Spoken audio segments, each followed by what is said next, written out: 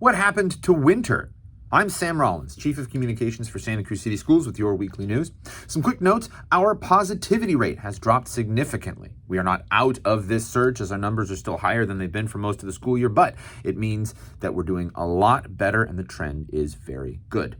We're also hiring and holding a job fair on March 5th. We are marking our calendars for the 12th Annual Latino Role Models Conference, held virtually next month. Our enrollment window to start elementary school is opening very soon, and every fall for the next few years, we will be welcoming younger and younger students into our transitional kindergarten program. And we'll have more on all of that and our continuing story of London Nelson for Black History Month after this. To me, it seems like there's a wash of tiredness that hits every time we come out of a surge. I don't know why. It's like the sense that everyone should take extra care is tiring in a way that we don't notice until it's over. But when it's over, my kids have less patience. The office moves slower, and I go for an extra cup of coffee in the late morning and start thinking, how much have I had today?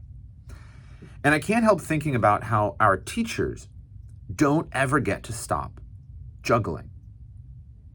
And they don't get to stop sprinting while they juggle, or stop singing while they sprint, while they juggle, or even stop smiling while they sing, while they sprint, while they juggle. So I want to thank our teachers. I hope you get a chance to thank yours, and I wanted to thank you for taking that extra care.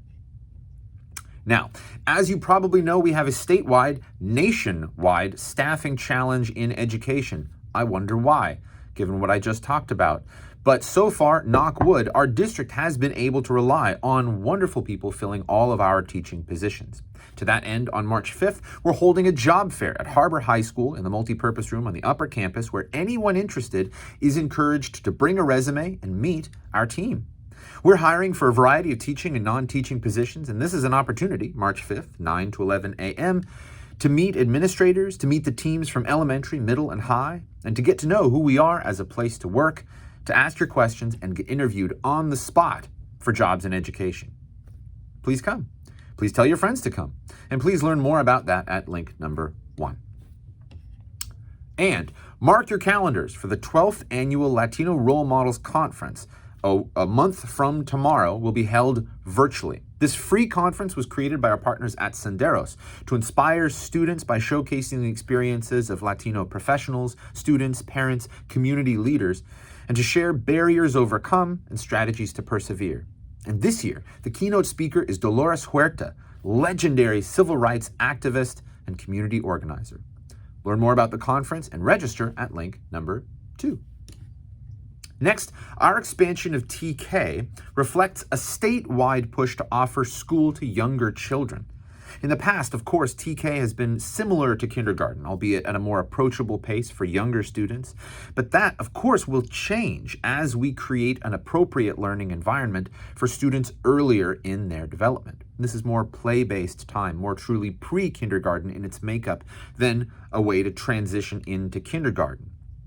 We will be able to expand our staffing in TK to make the student-teacher ratio smaller, and we're making changes to our classrooms to fit the needs of younger students. Enrollment for K and TK opens February 18th, and right now any student who will turn 5 before February 2nd, 2023 is eligible to start in elementary. You can learn more at link number 3, and I know this is a change, so if there's anything you want to know, please reach out to me with your questions, and I will get you answers from our TK curriculum team. Finally, after our discussion last week on the legacy of London Nelson, I forgot to encourage everyone in town to stop by the London Nelson Community Center downtown. There is, of course, a place there where they keep historical displays as well as historical records of this generous Santa Cruzian and foundational historical figure. And on that note, I spent last week delving into his history a bit more and found that he was in his 50s when his enslaver allowed him to purchase his freedom, which, and Black History Month is the time to let that hit you, is an absolutely insane, unacceptable sentence to say out loud, deeply against everything we think of as American, and yet deeply, fundamentally American. And it's this note that I wanted to touch on this week. Famously, the Loudon Nelson Center was for years misnamed and constantly the subject of local discussion. We got the name wrong. Why not change it? I remember that being talked about when I was in high school. But mistakes, if they live long enough, start to feel foundational.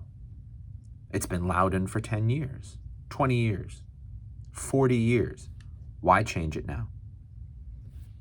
Why address something we got wrong and make our understanding of history accurate? Especially, why take this time now when it was so long ago?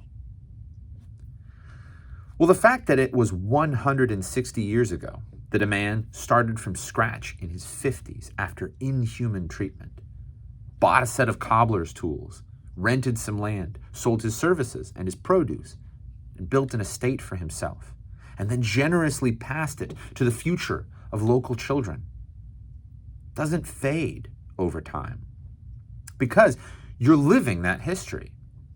The details of his life and the decisions that he made have shaped our history, our community that we are in now. To me, the decision to remember his actual name is the perfect reminder that nothing happened too long ago to learn about. And it's never too late to seek a more accurate understanding of the story we are all continuing today. As someone who grew up in Santa Cruz, I think it's fascinating and important to learn this, and I hope you do too, because we will be learning even more about London Nelson's local legacy next week. And until then, have a great weekend, and I'll see you next Friday.